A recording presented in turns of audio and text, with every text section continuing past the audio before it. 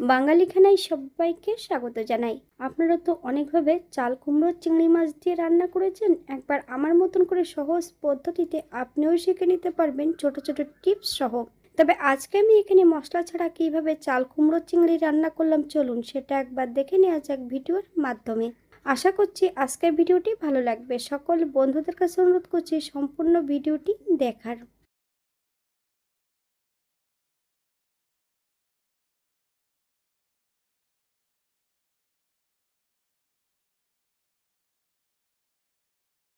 এখানে আমি আগের থেকে একটা গোটা চাল কুমড়ো নিয়ে নিয়েছি। চাল কুমড়োটাকে এবার ছোট ছোট টুকরো করে কেটে নেব। আপনারা একবার স্ক্রিনের দিকে ফলো করবেন।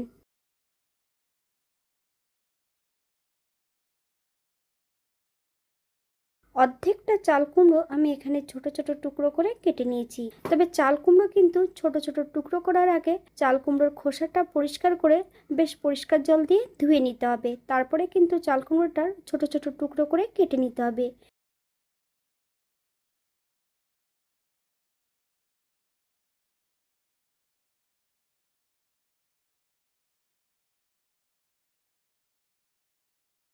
একটা কড়াইতে বেশ কিছুটা সর্ষের তেল অ্যাড করেছি। তেল গরম হওয়া পর্যন্ত অপেক্ষা করতে হবে।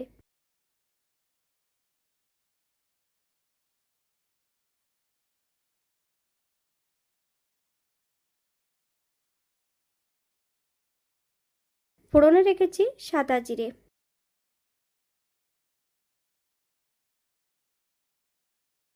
ফোড়ন থেকে সুগন্ধ বেরোলে সম্পূর্ণ ভাজা জিরেটা আলাদা একটা পাত্রে তুলে রেখে দেব।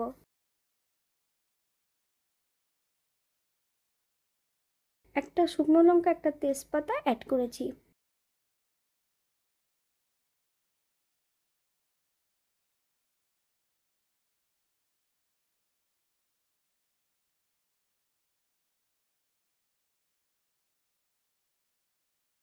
বেশ কিছুটা চিংড়ি মাছ আমি এখানে আগের থেকে পরিষ্কার করে রেখেছিলাম। সম্পূর্ণ চিংড়ি মাছগুলো অ্যাড করে দেব। হাফ চামচ লবণ আর হলুদের গুঁড়ো দিয়ে গ্যাসের ফ্লেমটা মিডিয়ামে রেখে বেশ কিছু সময় ধরে ভেজে নিতে হবে। তবে এই চিংড়ি মাছগুলো কিন্তু নদীর চিংড়ি। আপনারা একবার স্ক্রিনের দিকে ফলো করবেন।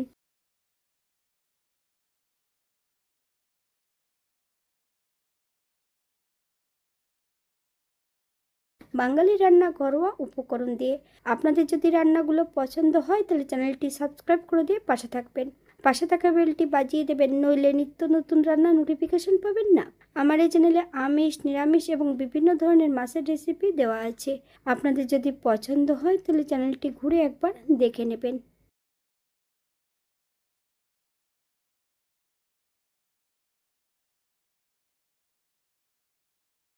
আগের থেকে কেটে রাখা সম্পূর্ণ চাল কুমড়োর টুকরোগুলো অ্যাড করে দেব। গ্যাসের ফ্লেমটা হাইতে রেখে বেশ কিছু সময় ধরে রান্না করে নিতে হবে। হাফ চামচ লবণ, আপনার স্বাদ অনুসারে লবণটা অ্যাড করুন। গ্যাসের ফ্লেমটা মিডিয়ামে দিয়ে 5 থেকে 7 মিনিটের মতন ঢাকা দিয়ে রেখে দেব। দুটো কাঁচা লঙ্কা ফালি দিয়ে অ্যাড করেছি। আপনারা যদি পছন্দ করেন তাহলে পরিমাণে বাড়িয়ে দিতে পারেন। তবে শুধু ঢাকা দিয়ে রাখলে কিন্তু হবে না, ঢাকা খুলে মাঝে মাঝে নেড়ে চেড়ে দিতে হবে, নইলে কড়াইয়ের নিচটাতে লেগে যেতে পারে।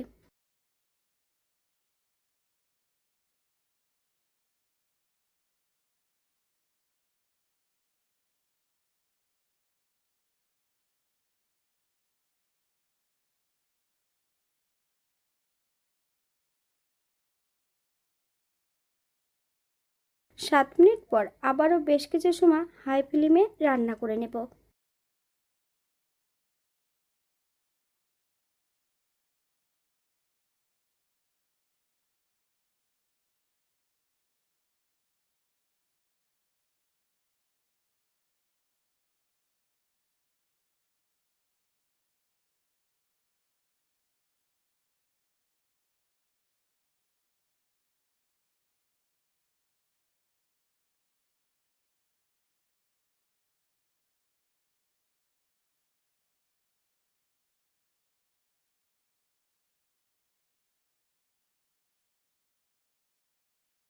হাফ চামচ হলুদের গুঁড়ো, আপনারা যদি কাশ্মীরি লঙ্কার গুঁড়ো পছন্দ করেন তাহলে অ্যাড করতে পারেন।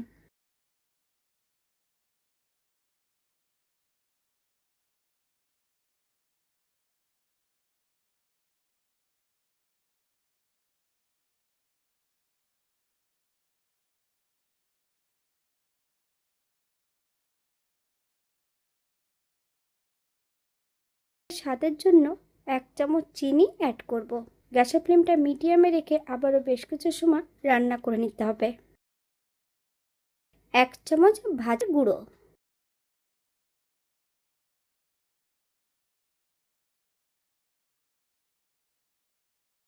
শুকনো খোলায় ভেজে নিয়েছিলাম জিরে, ধনে, মৌরি, কয়েকটা শুকনো লঙ্কা।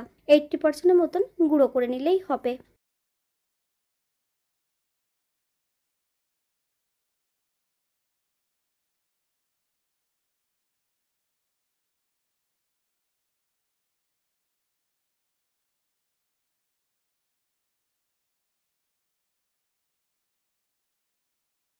তবে ভাজা মশলাটা অ্যাড করার পর বেশ কিছু সময় ধরে আবারও রান্না করে নিতে হবে, অথবা যতক্ষণ চাল কুমড়ো থেকে জল ছাড়ছে ততক্ষণ বেশ গ্যাসের ফ্লেমটা হাইতে রেখে রান্না করে নেব।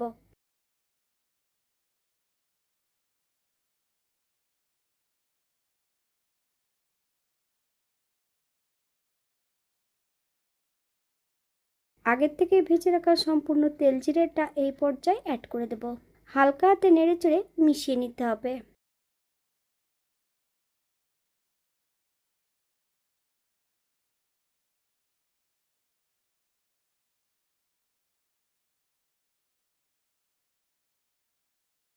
গ্যাসের ফ্লেমটা অফ করে দিয়ে 5 মিনিটের জন্য স্ট্যান্ডিং টাইম দেব, তারপর সার্ভ করব।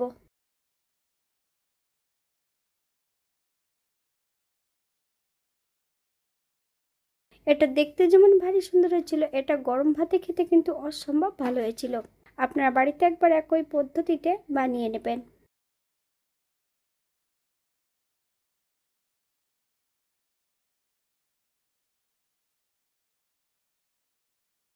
এখানে যে আমি উপকরণগুলো অ্যাড করেছি আপনারা এর থেকে কম বেশি করে নিতে পারেন। আপনারা যদি পেঁয়াজ, রসুন বা অন্যান্য মশলা যদি পছন্দ করেন তাহলে অ্যাড করতে পারেন।